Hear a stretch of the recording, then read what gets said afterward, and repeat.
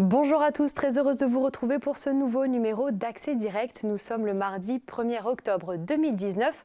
Au sommaire ce soir, venir en aide aux réfugiés en leur permettant de se vêtir chaudement pendant l'hiver, c'est le défi que s'est lancé l'association Rider for Refugees.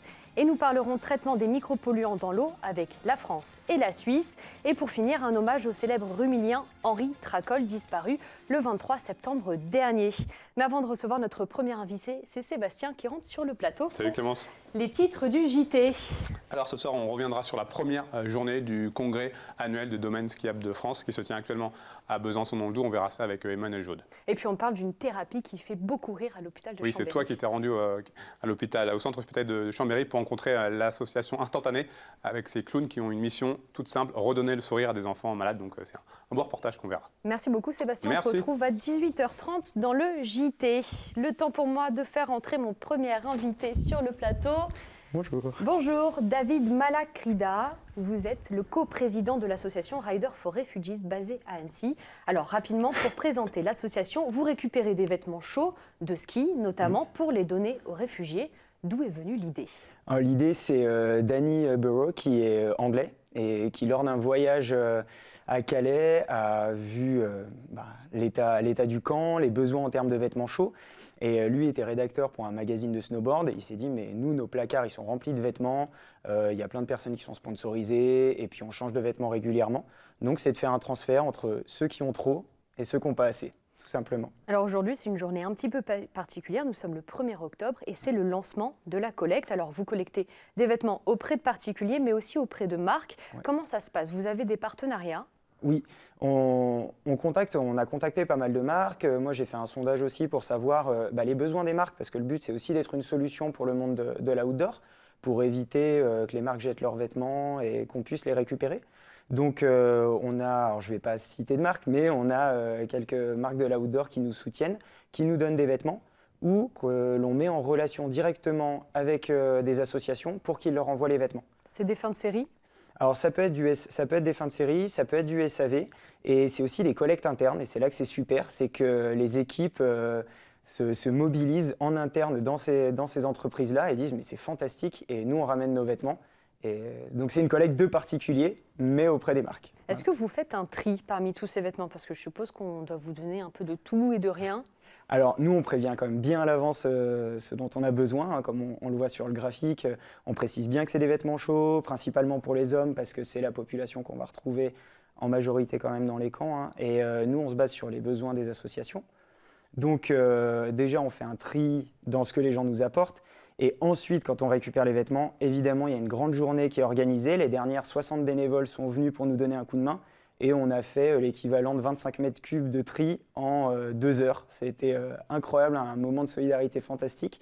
Et ça nous permet de donner aux associations des cartons avec marqué, par exemple, veste homme, LXL, pantalon, femme, voilà. Tout est classé. Tout est très bien classé, puisque les associations sur le terrain ont souvent peu de place, peu de zones de stockage. Donc ça leur rend le travail beaucoup plus simple. Et par exemple, une association qui se trouve à Grande-Synthe nous a dit qu'elle jetait 80% de ce qu'on leur donnait, puisque justement, ce n'était pas du tout adapté à leurs besoins. Il y a beaucoup de pertes. Il y a beaucoup de pertes. Donc nous, c'est l'inverse. Donc nous, ce qu'on leur donne, ils en gardent une très grosse partie en tout cas. L'année dernière, en termes de chiffres, c'est 6300 vêtements que vous avez récupérés. Ouais. Le but cette année, c'est de faire mieux. C'est toujours de faire mieux. En tout cas, c'est bien parti pour, puisqu'on a plus de points de collecte, on en a plus d'une trentaine, il y en a qui se rajoutent, hein, même encore maintenant, parce que c'est ça qui est beau, on commence à partager sur les réseaux, les gens se réveillent, des magasins nous contactent et disent « mais moi j'ai envie d'organiser une collecte ». Parfois, c'est une personne qui dit « j'habite à Lyon, il n'y a pas de point de collecte ». Je leur dis « ok, organise un point de collecte ». Et puis finalement, l'année d'après, il y en a 2, 3. Donc c'est comme ça que ça se crée, c'est une association qui est en perpétuelle évolution, donc en structuration aussi. Donc on évolue en permanence et moi je suis sûr que cette année on va faire une très belle collecte de vêtements. Ben, on vous le souhaite en tout cas. Et d'ailleurs, après la collecte, il y a la partie redistribution. Exactement. Alors, comment ça se passe? Vous redistribuez directement aux réfugiés ou c'est à des associations qui s'occupent de réfugiés? Comment ça se passe un petit peu tout ça? Alors, il y a déjà une organisation qui est faite sur le terrain et nous, notre but, c'est de nous appuyer dessus. On ne cherche pas à prendre la place d'une autre association. Donc, cas d'école, avec Grande Sainte, on a défini leurs besoins. On a travaillé avec un transporteur, on a envoyé 5 palettes l'année dernière de vêtements et ils reçoivent tous les cartons, eux ils stockent et ces vêtements ne sont pas forcément distribués en une fois, ils sont distribués suivant les besoins et voire même ils sont redistribués à d'autres associations avec qui ils travaillent, pareil, suivant les besoins. Donc on s'adapte vraiment, autant dans la collecte que dans la distribution, on s'adapte à nos partenaires et nous on essaie vraiment d'être un lien entre le monde de l'outdoor et les assos. Donc forcément, on est toujours en contact et en communication avec les deux. Est-ce que c'est suffisant finalement de donner des vêtements aux réfugiés là où on pense que les besoins primaires, c'est peut-être l'eau et la nourriture? C'est suffisant pour les aider, les vêtements? Alors, c'est jamais suffisant, mais c'est pour ça qu'on est plusieurs associations et que chacun a son rôle. Donc, nous, on a une cible très précise, c'est le monde de l'outdoor en ce qui concerne la collecte, et une cible, si on peut dire ça, dans la distribution, qui sont principalement les réfugiés avec des associations qui sont sur les hotspots, donc Grande-Sainte, Vintimille, Briançon par exemple. Nous, on cherche juste à faire notre travail correctement. Et après, il y a d'autres associations qui sont là pour les autres besoins. Donc, il y a d'autres assos qui donnent des cours de français, qui font de l'aide juridique. Et il y a un mappage associatif qui est assez incroyable, justement, pour s'occuper de ces personnes-là. Donc, ce que l'État ne fait pas, les associations essayent de le faire du mieux possible. Alors, pour le moment, c'est des associations qui se situent un petit peu partout en France. Oui. Mais vous œuvrez aussi à l'international? Oui. Alors, dans quel pays? Alors, cette année, on a une très grande nouvelle, c'est qu'on a un partenaire, encore une fois, je ne vais pas citer de marque, mais qui va faire une collecte dans 50 magasins en Europe centrale. Donc, c'est vraiment une très belle opportunité pour nous et qui va pouvoir distribuer les vêtements en Grèce. Et ce qui est très intéressant, puisque la route de la Grèce a repris un petit peu, c'est-à-dire que l'Italie, il y a moins de passages. C'est un point stratégique maintenant. Voilà, donc maintenant, la Grèce revient en quelque sorte en force de ce côté-là. Et donc, c'est bien de s'adapter aussi aux besoins. Donc, cette année, on l'a appris il y a 2 jours, on va pouvoir envoyer des vêtements en Grèce. Alors, je vous propose de regarder la petite vidéo, le petit teaser pour le lancement de cette collecte. Parfait. Salut tout le monde, c'est Marie Arty, ambassadrice de l'association Riders for Refugees. Depuis plusieurs années, nombreux sont ceux qui quittent leur pays pour trouver une vie meilleure ou juste normale en Europe. They flee war, persecution and the terrible effects of climate change. Ils trouvent ici des hivers rudes et peuvent souffrir du froid jusqu'à en mourir. Nous, associations de terrain, avons besoin de vêtements pour les couvrir. Il en va de leur survie. Nous, riders, avons parfois nos placards remplis de vêtements chauds qui peuvent sauver des vies. Nous, les marques de l'outdoor, on a aussi un rôle à jouer. À Riders for Refugees, nous connectons depuis 5 ans le monde du outdoor avec celui des migrants et des réfugiés dans un projet solidaire en France et en Europe. Nous collectons des vêtements chauds auprès des particuliers et marques de l'outdoor. Nous distribuons ces vêtements triés à des associations compétentes sur des zones en besoin. Nous communiquons sur les conditions des réfugiés au plus grand nombre.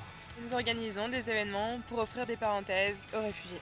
Riders for Refugees a besoin de vêtements, de bras, mais aussi d'argent. Sans subvention, l'association doit financer le stockage, le transport, la sensibilisation. Pour tout ça, vous pouvez aider. Donnez vos vêtements chauds dans les points de collecte en France et en Europe du 1er au 31 octobre 2019. Et surtout, participez à la campagne de financement participative sur Hello Asso. Nous vous avons préparé des contreparties originales et éthiques grâce à Jérôme Tanon, Victor Davier, Noc et bien d'autres. Be part of the adventure. Ils ont besoin de vous, on a besoin de vous.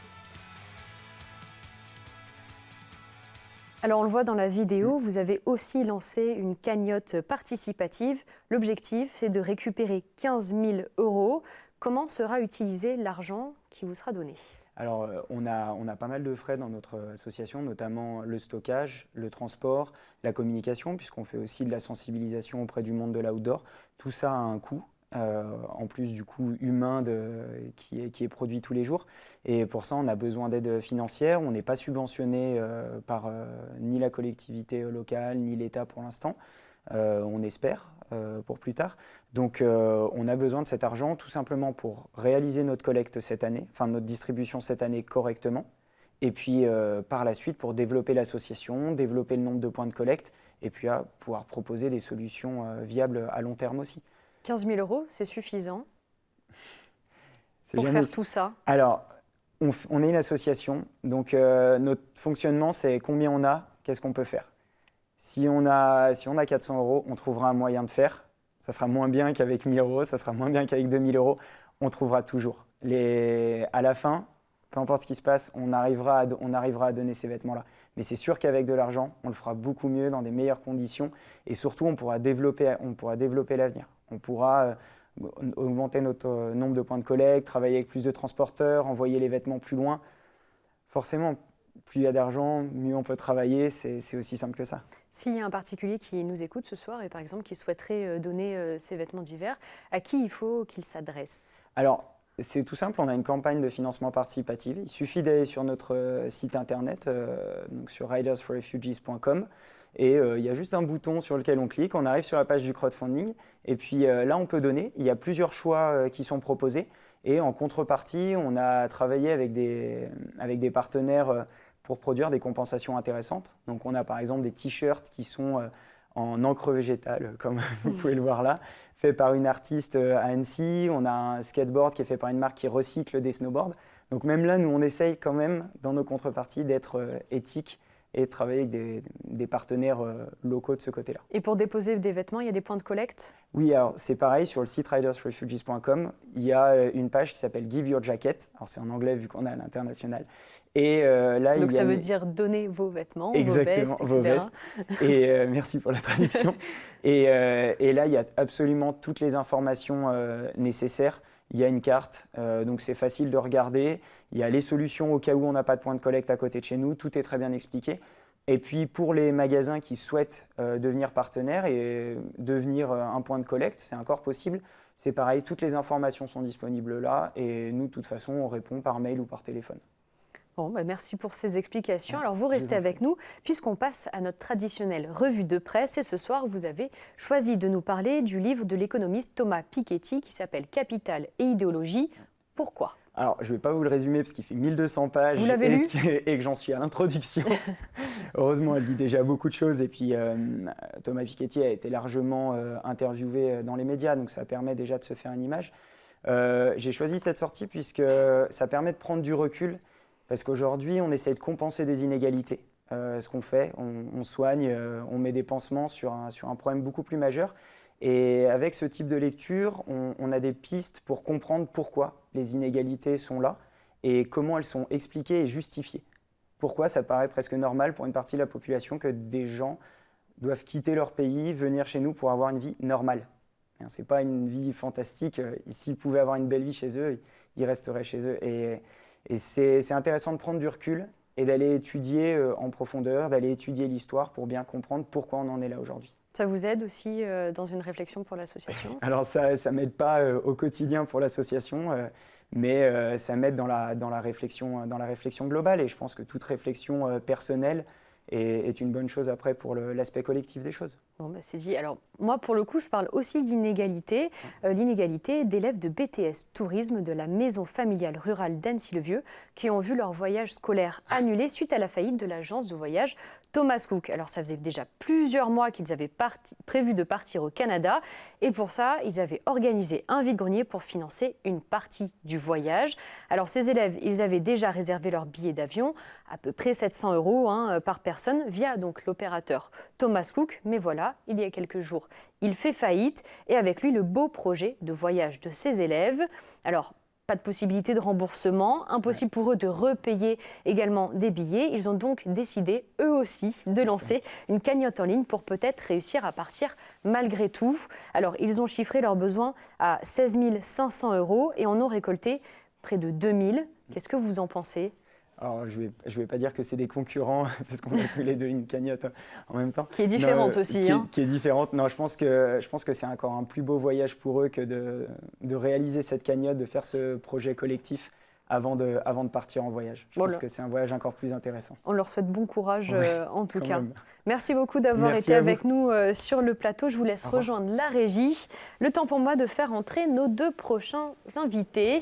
Et c'est deux Christian qui rentrent sur le plateau. Bonsoir. Bonsoir. Je vous laisse prendre place. Pardon. Alors, Christian Dupessé, vous êtes le président d'Annemasse Agglo et Christian Brunier, vous êtes le directeur général des services industriels de Genève. Et ce soir, messieurs, vous venez nous parler de micropolluants dans l'eau, ou plutôt comment diminuer leur nombre. Alors, on reprend un petit peu à la base. Qu'est-ce que c'est des micropolluants? Ce sont tout simplement des résidus de médicaments, de produits détergents. Alors ça, c'est pour les particuliers, les ménages. Et puis, il y a des résidus de l'agriculture qui polluent encore, de certaines usines, etc. Et on les retrouve dans les eaux usées. Alors derrière cette toute petite particule, il y a un véritable enjeu écologique et de santé, puisque les deux grandes stations d'épuration du bassin genevois, la Villette chez vous en Suisse et au Cybèle en France, traitent à elles deux les eaux usées de 135 000 habitants avant de les rejeter dans l'Arve. C'est sur ces deux stations stations d'épuration que vous allez concentrer vos efforts? Oui, tout à fait. C'est tout simplement d'abord pour revenir sur les micropolluants. En France, on a bien sûr des consignes de prévention, mais plutôt en amont. C'est-à-dire que les consignes sont données aux entreprises, sont données aux agriculteurs. Il y a tout un travail sur le non-rejet de micropolluants dans l'eau au départ.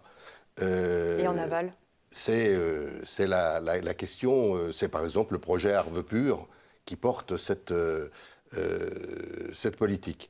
Et puis nos amis suisses, eux, traitent en aval, c'est-à-dire une fois que les eaux usées sont rejetées, traitent donc les eaux usées. Et il se trouve que nos deux, vous l'avez très bien dit, nos deux équipements se trouvent à 500 mètres l'un de l'autre, que nous avons tout un travail qui est lancé sur le traitement de l'azote aujourd'hui, qui fait c'est plus de 26 millions d'investissements pour pouvoir traiter l'azote dans de bonnes conditions. Et puis qu'on s'est rendu compte, tout simplement, parce qu'on travaille ensemble, côte à côte, que Genève et la Villette allaient traiter les micropolluants parce que c'est une obligation. C'est une obligation en Suisse. Et c'est l'occasion pour les Français de s'aligner. D'être innovants, voilà, d'être innovants côté français.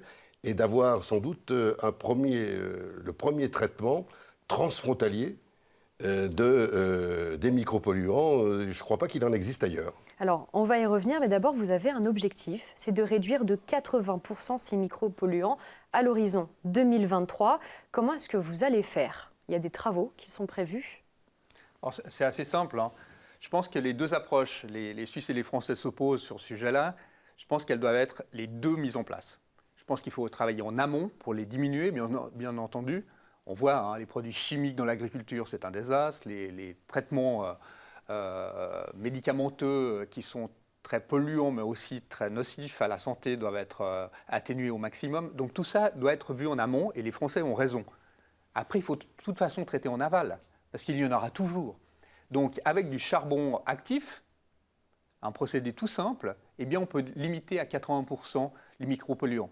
Donc c'est une installation supplémentaire, on doit traiter les eaux d'une manière habituelle, et puis ensuite, aussi bien les eaux françaises que les eaux suisses vont se retrouver à Villette et vont être traitées ensemble pour être dépolluées à 80% au niveau des micropolluants. Donc c'est la station de la Villette qui va concentrer cette nouvelle technologie pour éliminer les micropolluants, du moins une partie? C'est un magnifique succès régional, parce qu'en fait, on est gagnant-gagnant.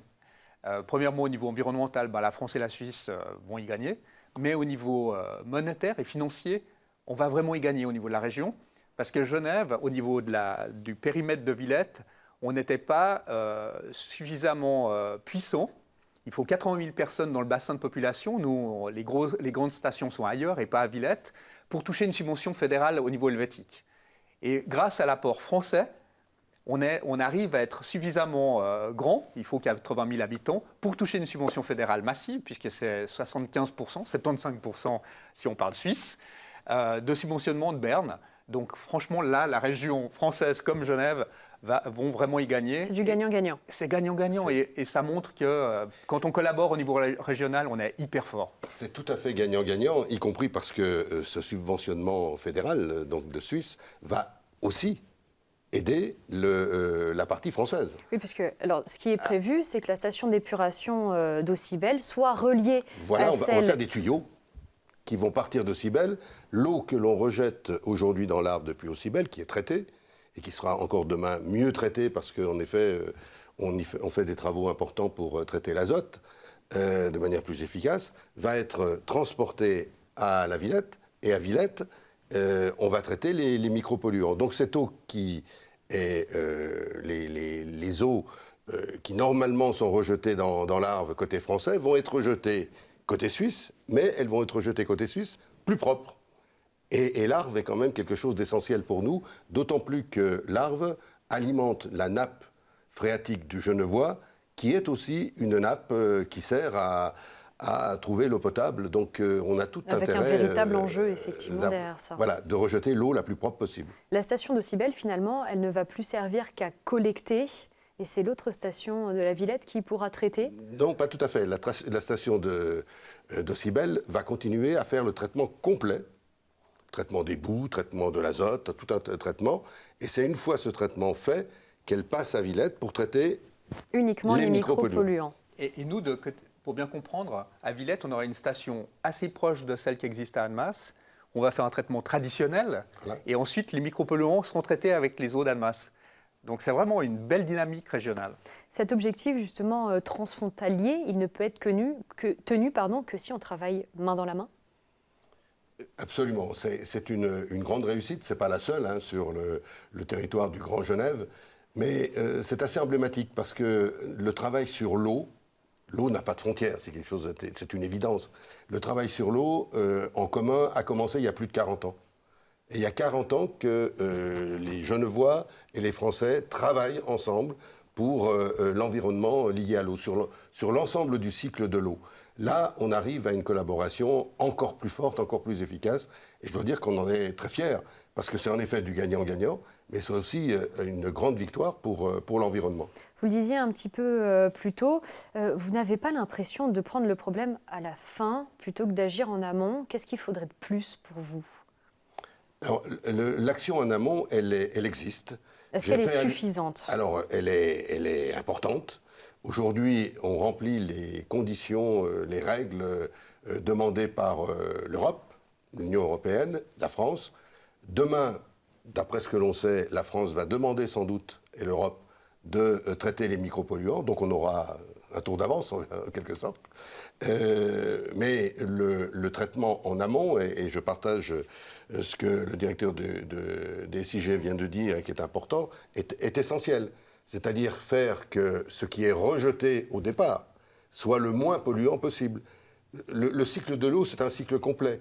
On ne peut pas se désintéresser du départ et ne traiter qu'à l'arrivée.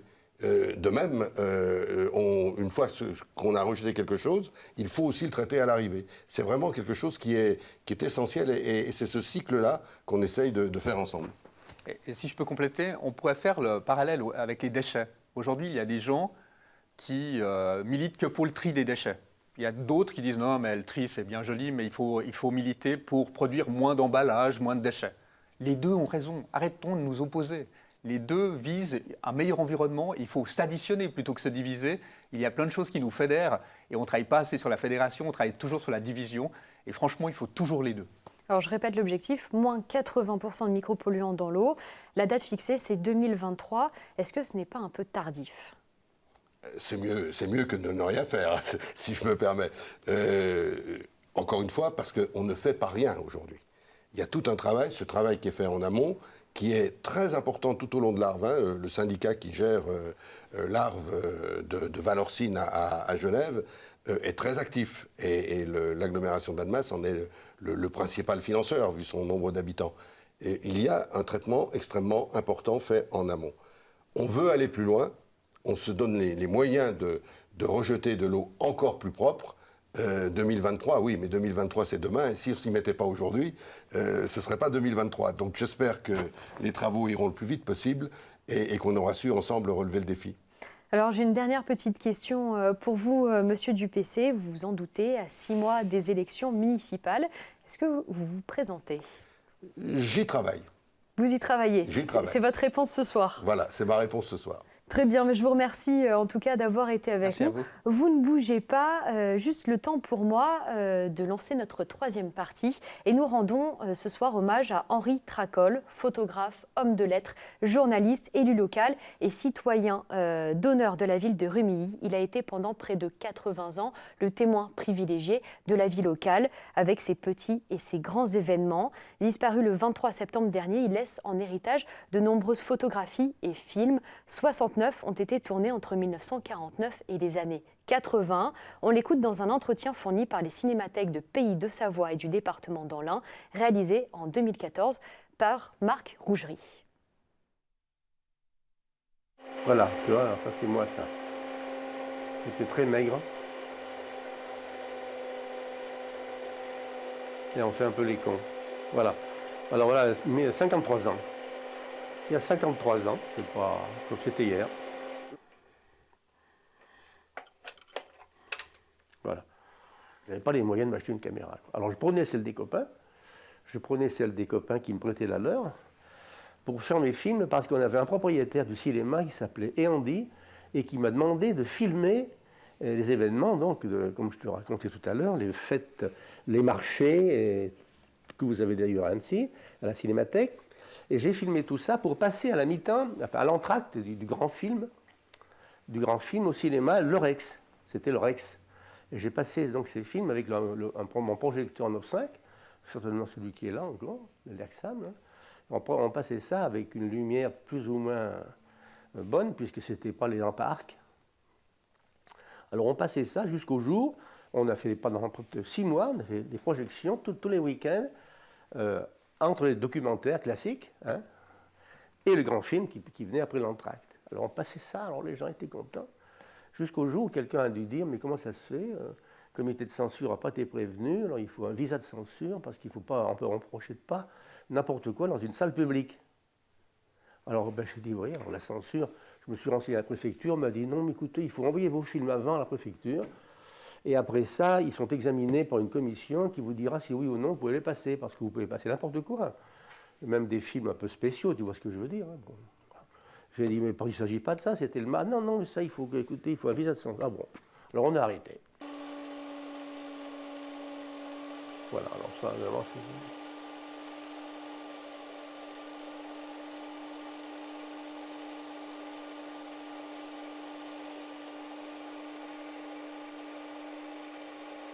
Là, on venait de se fâcher avec la dame et son mari.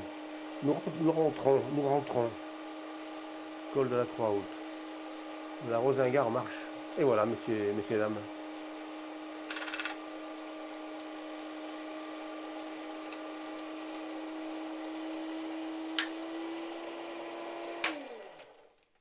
Boum. Et de très belles images. C'est la fin de cette première partie d'Accès Direct, mais vous restez avec nous puisque juste après la pub, c'est le journal présenté par Sébastien Germain.